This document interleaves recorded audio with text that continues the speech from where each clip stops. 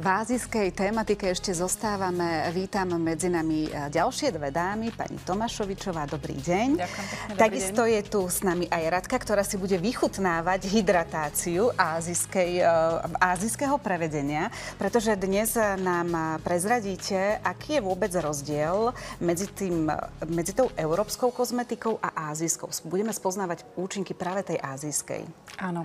Hlavný rozdiel medzi ázijskou a európskou kozmetikou, teda medzi ázijskou, je to, že sa uprednostňuje, preferuje hladký povrch pokožky ako škrupinka vajíčka, prirodzene hydratovaný a chránime pleť predovšetkým pred slnečným žiarením dokonale. Kdežto európska pleťová kozmetika kamufluje rôzne deficity, ako sú napríklad akné, škvrny a podobne. Čiže to je taká tá základná charakteristika. Vy ste tam spomenuli slovíčko hydratácia. A mnohé dámy si možno v tejto chvíli povedali, ale hydratovať to je to letné obdobie ideálne asi na to. A teraz v zime si doprajme výživu. Ako je to v tomto prípade? Určite áno, aj v zime sa doporučuje hydratovať, pretože neustále sa pohybujeme vo vykúrených priestoroch, či už je to kancelária, obchodné centrá, byty, auta a podobne, čiže hydratovať aj počas zimy. Nemusíme sa obávať a tá hydratácia je dôležitá. Určite. Keby sme mohli možno vypichnúť, alebo teda by ste nám mohli opísať aj nejaké také látky, účinné látky, ktoré vlastne prospievajú tej hydratácii v tej ázijskej kozmetike. Medzi účinné látky v tej azijskej kozmetike sú primárne je morský kolagén, rýžové proteíny, 8 druhov aminokyselín, kyselina hyaluronová a rýžové proteíny.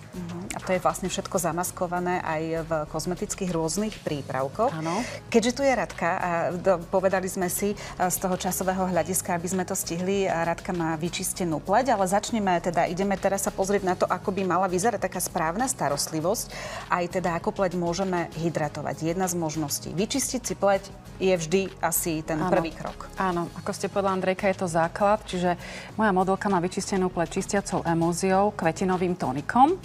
A Vy ste to veľmi rýchlo prešli. Kvetinové tonikum. Áno. Čo to znamená? Ako ho aplikujeme? Prečo je dôležité napríklad po emúzii? To je také mliekovej forme asi. Áno. Takže v mliekovej forme si umieme teda tvár, zmijeme vodou a následne dávame tonikum. Prečo? Dočisťujeme ešte zvyšky, ktoré môžu zostať po čistení tej čistiacej emúzii.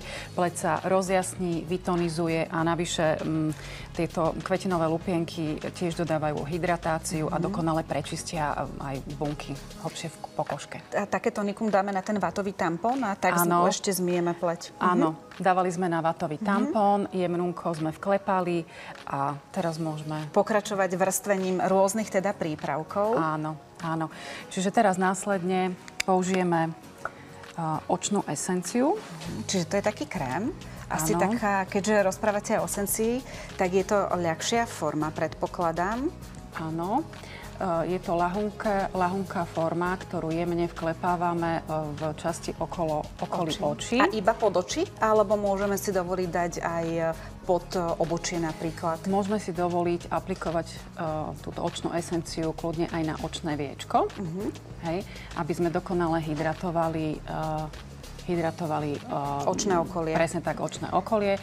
Ideálne je to vklepávať maličkom, pretože to je najmenej používaný prst na ruke. Prsteníkom či maličkom? Prsteníkom, pardon. Áno, dobre, prsteníkom. Necháme túto emúziu vsiaknúť, využiť ten čas. Ja neviem, teraz možno začíname ráno a takýmto spôsobom teda vrstvíme, využiť a idem si niečo odbehnúť, urobím, len aby mi to teda vsiaklo, alebo nie je potrebné? Určite áno, je potrebné, aby tie jednotlivé produkty vsiakli hlbšie do pokožky. Aplikácia má byť jemná, decentná, príjemná. Máme mať z toho príjemnú emóciu, ako keby wellness tváre, čiže máme si to užívať, tú každodennú rutínu ráno aj večer. Ako je to napríklad s množstvom? Stačí? Je niekedy, a platí tu tiež tá cesta, že menej je viac? Že nie je príliš veľa, možno aj samotného prípravku aplikovať priamo na pokožku? Áno, pri tejto azijskej kozmetike aplikujeme intenzitu podľa veku pleti. Čiže toto je takým špecifikom, že podľa veku pleti. Čiže Radke stačilo málinko a o 20 rokov Radka by si mala dať kúsok viac. Áno, môžeme zintenzívniť tú intenzitu toho daného prípravku. Dobre, toto je očná esencia. Áno. Oči sme vyriešili, už to je trošku vsiaklo, využili sme teda ten čas a ako budeme pokračovať ďalej? Ideme na očistenú pleť dávať plečovú esenciu. Zase veľmi jemnúko vklepávame.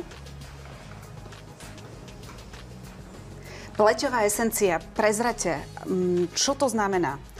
Čo dodáva pleti? Prečo vôbec aplikujeme pleťovú esenciu? Pleťová esencia je také niečo ako sérum, ktoré je potrebné aplikovať po tonizácii pleti, pretože má blahodárne hydratačné účinky, čiže pleťová esencia je ako také... A stále ale sme pri tej hydratácii, že zároveň aj hydratuje a teda umocňuje ako keby aj tú tonizáciu, keď sme dávali toto? Áno, určite. Jednotlivé tie produkty majú preto takýto postup, aby sa tie účinné látky na seba nabalovali a aby bola pleť dokonale hydratovaná. A vy ste opäť tú emulziu zapracovali v klepkávaní. Áno. Že stále ideme a je to teda lepšia forma nanášania. Počkáme, kým pleťová esencia vstrebe zase do pleti? Áno, môžeme chvíľinku počkať, kým sa to vstrebe a potom následne môžeme zvoliť ďalší krok. My sme v televízii, takže ideme asi trošku rýchlejšie, ale nevadí to, Radka. Ráno alebo večer si to môžeme dokonale vychutnať, to vstrebanie tých účinných látok, ako som už spomínala. Takže tu môžeme ísť s tým rýchlejším tempom. Nech sa vám páči. Takže teraz môžeme naniesť ochrannú emúziu a tiež jemnúko vklepávame, prechádzame všetky časti na tvári. Čo budeme, akým spôsobom budeme chrániť pleť? Pleť chránime pred znečistením interiérovým alebo exteriérovým. Dodávame, ako som už spomínala, dokonalú hydratáciu na pokožke. Čiže tak. A zabodkujeme to asi klasickým krémom však, alebo teda krémom? Áno. A úplne na záver tej rutiny rannej a večernej dáme luxusný krémik, ktorý tiež jemnúko vklepávame. Môžeme takto ukázať aj konzistenciu. Áno. Že napriek tomu teda, že je jesenné a bude aj zimné obdobie, tak je to také gélovité, ako vidíte, také trasľavé. Že neplatí tam naozaj to aj v zimnom období, že tá pleť musí byť vyslovene masná a ten krém musí byť hutný a výživný. Je to naozaj o tej hydratácii. Musím povedať, že Radke sa aj teraz krásne leskne pleť. Chcem sa spýtať možno aj na citlivú pokožku. Myslí sa v ázijskej kozmetike aj na citlivú pokožku? Určite áno. Táto kozmetika je vhodná pre všetky typy pleti, to znamená aj pre akné, aj pre exematické typy pokožek, čiže úplne vhodná pre všetky typy pleti. A na záver ešte teda zopakujeme, že tieto ázijská kozmetika môže obsahovať teda aj morský kolagén napríklad, ktorý my zvykneme tiež užívať aj vnútorne. Áno. A vlastne takto sa zapracováva do kozmetických prípravkov. Áno. Ideálne je ho užívať vnútorne, ako ste povedala, aj teda vonkajšie našimi krémikami, čiže obsahujú morský kolagén, 8 druhov aminokyselín, kyselinu hyaluronovú, rýžové proteíny a áno. A ďalšie samozrejme látky vzhľadom na to aj o akú pleť ide. Tam sa tiež asi rozlišuje, či ide o citlivú, o aknóznu, o staršiu alebo prípadne mladšiu. Vekovo sú tam tiež hranice určené? Vekovo by som povedala, že ani nie, pretože táto azijská kozmetika preniká hlboko do bunky kože a každá koža má bunku.